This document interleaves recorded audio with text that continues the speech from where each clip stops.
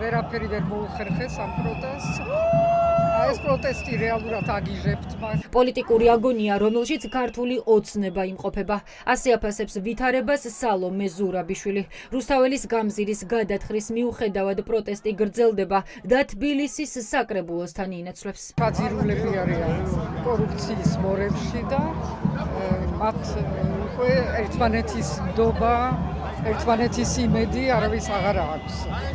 ამიტომ ძალიან არეული არის მათი მდგომარეობა და პროტესტი არის ის გამომწვევი მექანიზმი, რომელიც მათზე ძალიან ეფექტს ახდენს. მივდივართ ბოლოსკენ.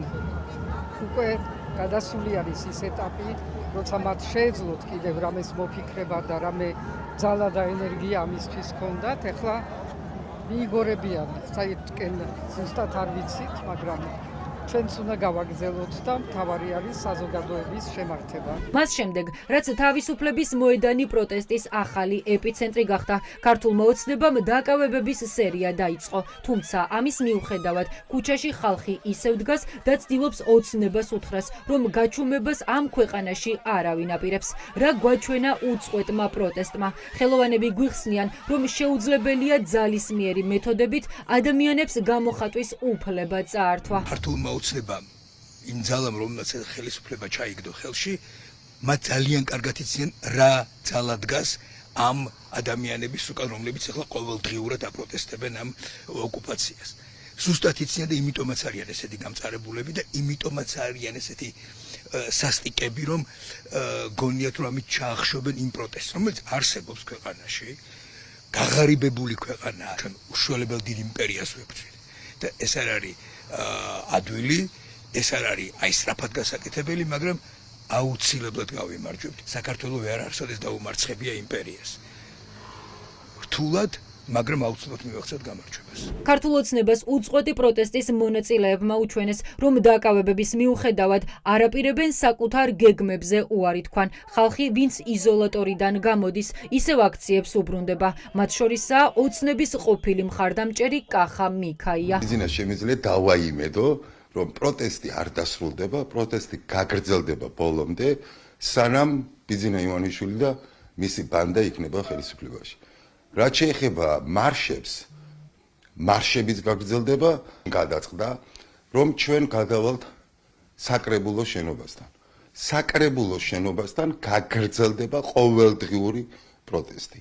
არ გამოსდის ბიძინას, არ ჩვენი დაჯარიმება, არ ჩვენი დაპატიმრება.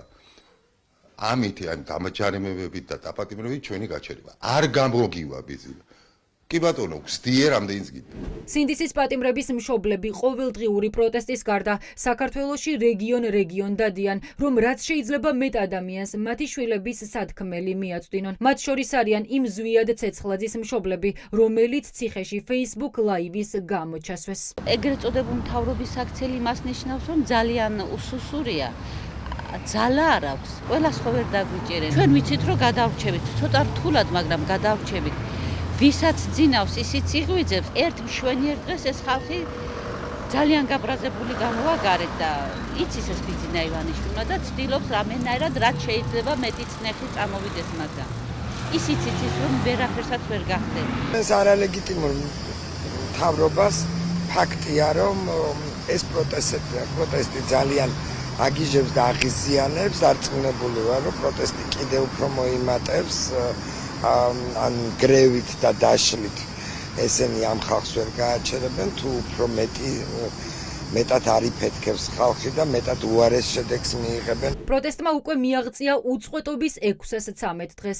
გუშინ რიგით 33 შაბათის მარში ჩატარდა, თუმცა აქციის მონაწილეები გვპირდებიან, რომ ეს მხოლოდ დასაწყისია. დღეიდან რუსთაველის გამზირის რეაბილიტაციის დასრულებამდე მოვლენების მთავარ ეპიცენტრად საკრებულოს მიმდებარე ტერიტორია იქცევა.